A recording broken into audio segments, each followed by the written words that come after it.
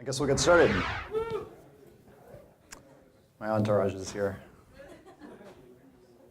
So we're Samasource. Samasource is, as was mentioned, is an alternative crowdsourcing platform. But we're actually we call ourselves a private crowd, and we'll talk a little bit about that more later. We've been around for about 4 years and have around 35 people in our organization. We're based right down here in San Francisco. So Samasource is a nonprofit. And so today I want to talk about, before we dive into our platform and its capabilities, I want to talk a little bit about two big problems and how we merge those two to try to solve both the big data problem and the problem of poverty, global poverty. And what we see here, the map at the top, that's the sort of corner here. This whole area is a slum outside of Nairobi, Kenya, called Kibera. And it's a place where a number of our workers come from. And so the big problem here, of course, is 1.1 billion live on less than $1.25 a day, adjusted for purchasing power. So that would be like if you were to be walking the streets of San Francisco, you had a shack under a bridge somewhere, so housing was kind of taken care of for you, but you had to live on $1.25. So the first thing we want to do is get into a little bit about where poverty is today. So this is a really awesome data visualization software called Gapminder. At the bottom here we have life expectancy, and over here we have income per capita.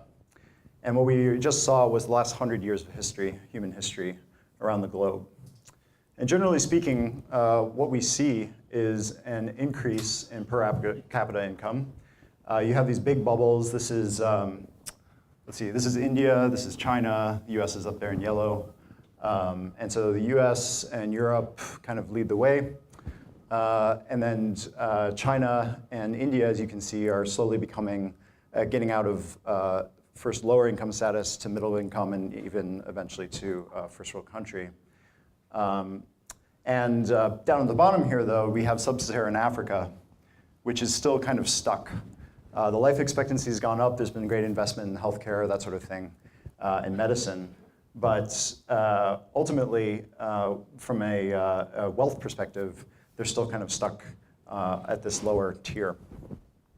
So this might give you a picture of the world that's somewhat positive, and it should. It is positive.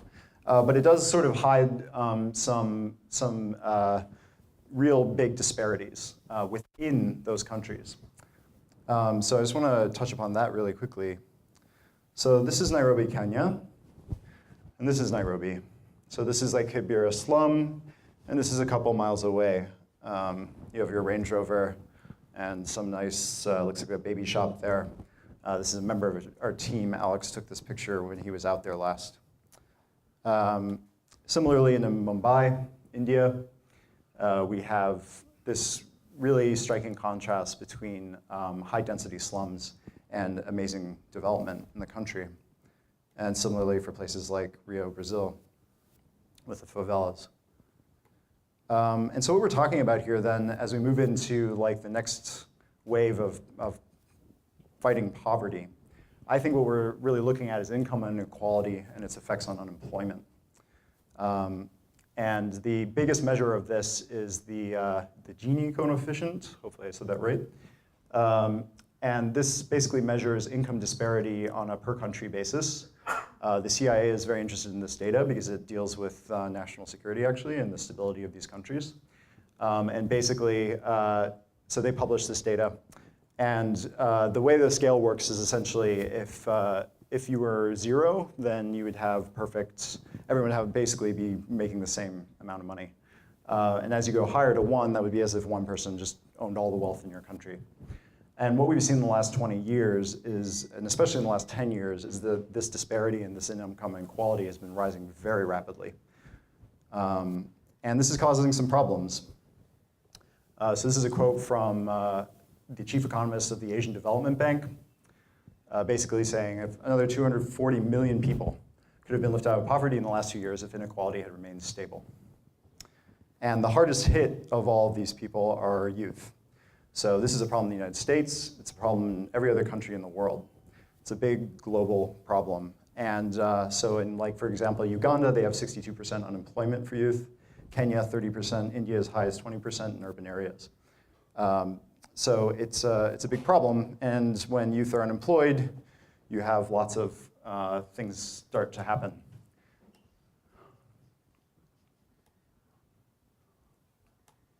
And then in the worst case scenarios, you have child soldiers, children trying to just find any way to get work. They'll get hired by militias. Or when parents give up children for human trafficking. Those are the sort of worst case scenarios. So I guess the first part of this is just to say that we have some forces of inequality that are shared and global now. It's not just about first world countries and third world countries. These are things that we all share, and we all need to work to try to solve these problems. And there are a lot of forces kind of pushing income inequality and influencing that, from financial liberalization, so being able to, basically opening up regulations and deregulating markets, both within countries and globally, governmental corruption, growing population, and the aging population, lack of unionization, there's been a huge dip in unionization, et cetera, et cetera. What we want to focus on today is skills bias, and this will take us into what Samasource does and how we attempt to solve this problem and solve our customers' problems with big data.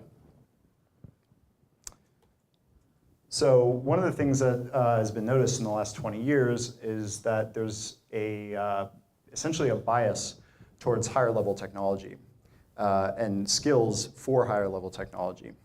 So basically what this means is the jobs in technology and those sectors influenced by technology rewards skilled labor more than unskilled labor. And so what we get in this middle area here is this kind of chasm. So you have like low skilled labor, very low paid work, and much higher skilled labor increasing very rapidly. And this sort of dip where people can get caught in between that if they don't have the right systems to back that up. And the IMF is looking into this in developing countries too. As I mentioned before, this is US data, but it's not just a US problem. So how can we attack this? We seek at SamaSource to provide an entry point into higher skilled jobs, into technology work. And many of the populations that we work with, this is a picture of one of our centers in Kenya. Many of the populations we work with don't have access to a computer. They have very little sort of basic computer skills, being able to log into the internet, create Gmail accounts, et cetera. And also have little soft skills training as well, like why should I show up to work for 8 hours a day? Like what does a shift mean? Why is it important to be on work on time? That sort of thing. And so what this does is it means that there's no way for them to get from low skill to high skilled labor.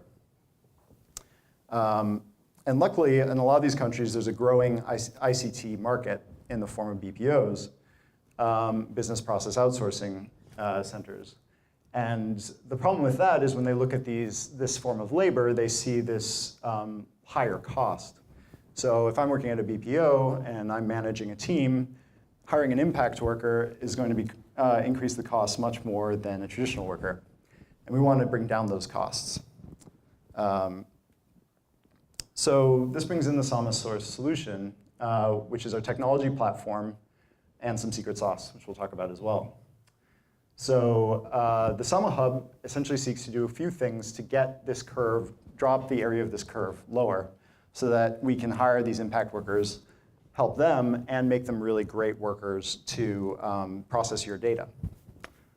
So the first thing is, of course, breaking down digital work into a sort of virtual assembly line of small, trainable micro work.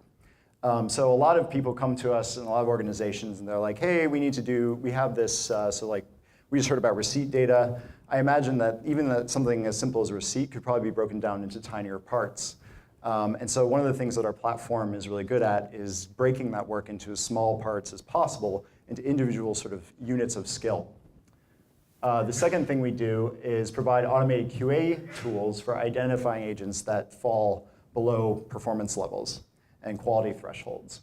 So this is really important, obviously, for getting a workforce that knows exactly how to manage your data and clean it up in whatever way. And then finally, we leverage training tools to help those agents that do fall off to recalibrate with the team and get back onto the production line. And then we also have a sort of secret sauce, which is a solutions design team, which takes care of a lot of the sort of developing of workflows, building, as John was speaking of, building the right workspace so that the workers know exactly what to do and it's very clear to them, all of that sort of stuff. And we just rolled out a new platform, and this is the general architecture of it. And so this is what supports all of that. It's essentially a project management piece, a workflow engine. So this allows us to create different workflows for the tasks as they move through. So someone might be identifying an item in an image, someone else may be adding a caption to that item, et cetera. And that's all handled through our workflow engine. And then finally, we have a task allocation subsystem. This is essentially our version of Mechanical Turk. And I can talk later if anyone has any questions about why we didn't use Turk. It's not because they aren't great. I would have loved to plug into Turk. We just had a few technical challenges with regard to our specific workforce and using them back in the day when we started this platform.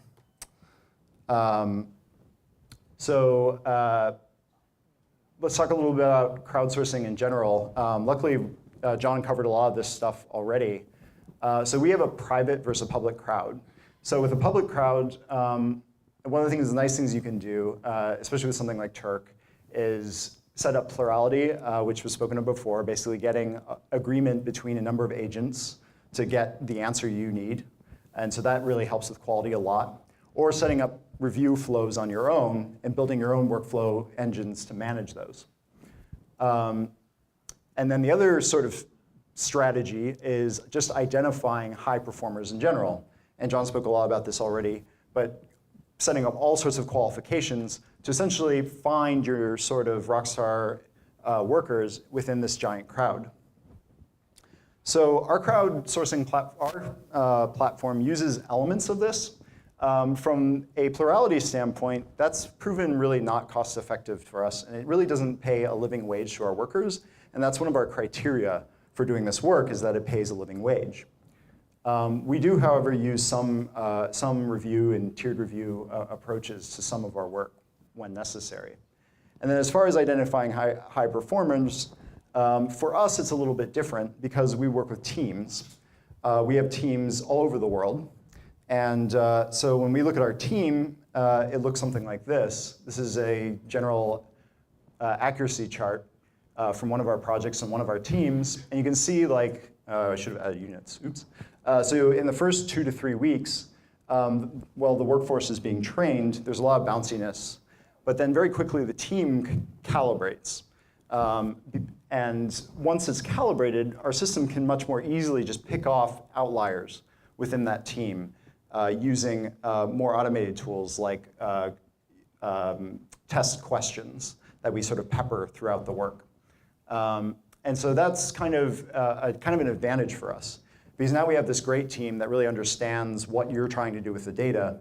They're around for a long time, and as new workers come on, they know how to calibrate them to your requirements and adjust as they move along. So, so far this has been a great solution for us, and we've used it in a lot of different applications. So from content moderation, data cleanup, machine learning, digital transcription, and content creation. And there's a lot of overlap between all of these different categories. The first thing I want to talk about is, well, what we want to focus on today, I guess, is machine learning, because I think it's being used more and more, and it touches on a lot of these applications.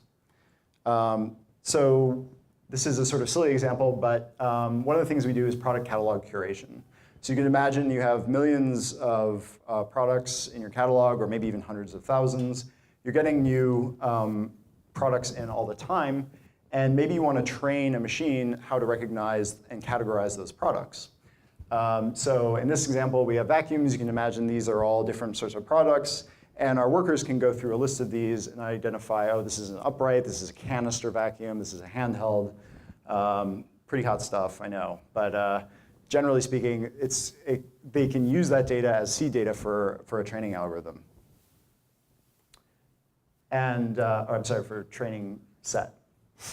And then from an image tagging perspective, we do a lot of this as well, where we can take images and train our workers to identify certain objects. Then they can create a seed set of data for training a machine learning algorithm to identify those objects. And then finally, we have sentiment analysis as well, which could be like bias in the news or enthusiasm for a product, or perhaps understanding how someone feels when a product review. So we've done this with a lot of customers who we've worked with so far. And again, there's tons of different applications for this. And our platform is pretty broad. So it handles a lot of different kinds of applications. And from an impact standpoint, we've done pretty well as well. So from impact, you typically are looking at breadth times depth. So the number of people times the amount you've really impacted their lives. And so we've helped around 3,700 workers. These are our counts as of last quarter.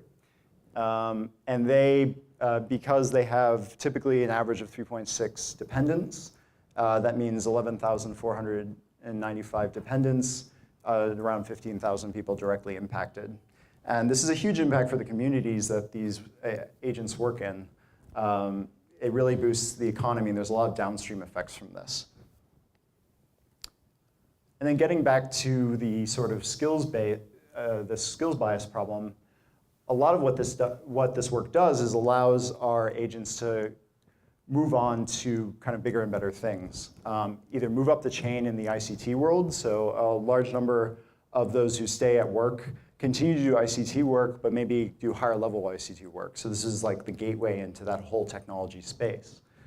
And then a lot of our agents also go back to school and leverage this knowledge to sort of go back to school and then get a better job later, because it helps fund their ongoing education, which again allows them to move into that higher level skill area.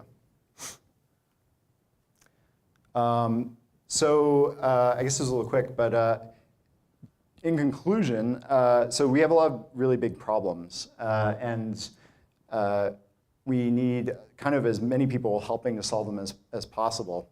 And so I hope that even if you don't work with us, you do start thinking, maybe someone in your organization start advocating for doing something to help solve these problems. A really good example of this is a company called 360 Incentives. They were really interested in moving into Haiti, and we had a very small center there that was very difficult to get up and running and moving successfully just because of the lack of infrastructure there. And they really made a serious commitment there by providing training staff, flying down back and forth, and they've kind of brought them in as part of their company through a partnership with us and gotten very hands-on. So we can be a black box for organizations, or you can really get directly into the impact side of things with us. And so that was a really good story. So now we have 22 agents in Haiti that are cranking away on some tasks for them. So yeah, that's it. Thanks.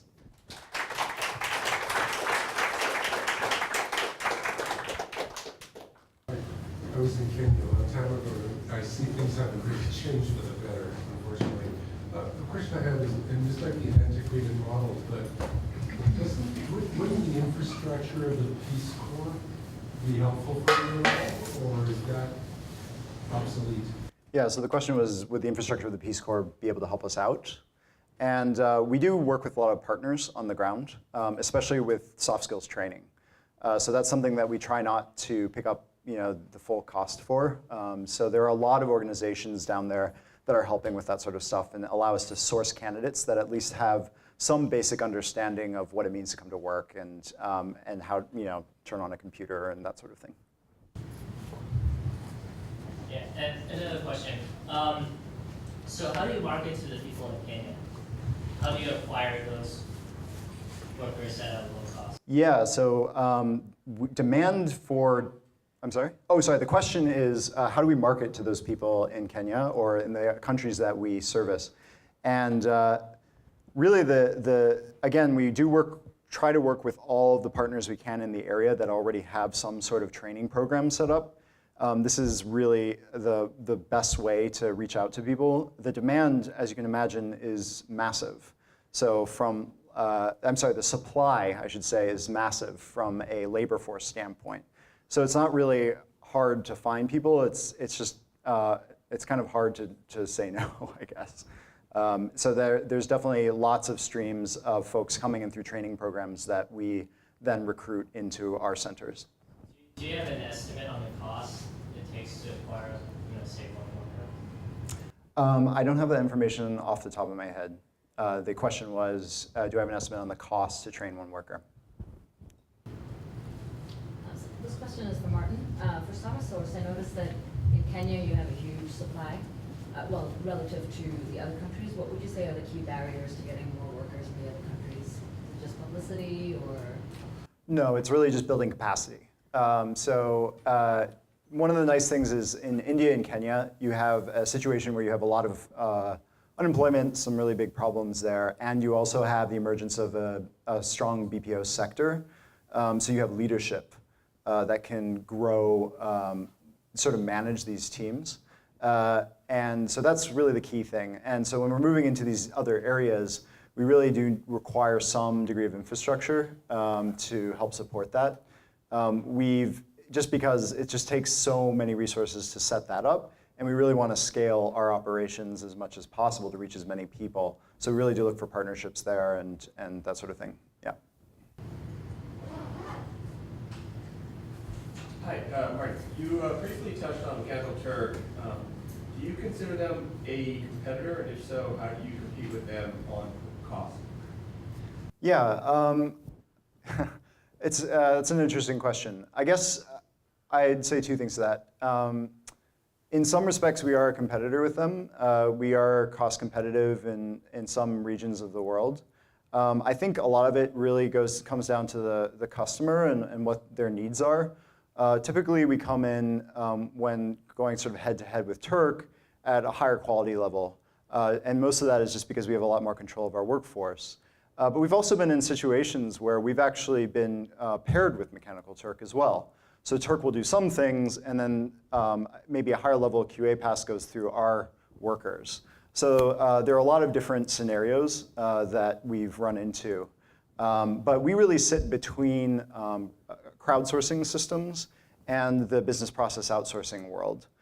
So we're trying to keep at a fairly high skill level, so more complex tasks, as complex as we can handle, and still hire these workers. So yeah, hopefully that was somewhat answer your question.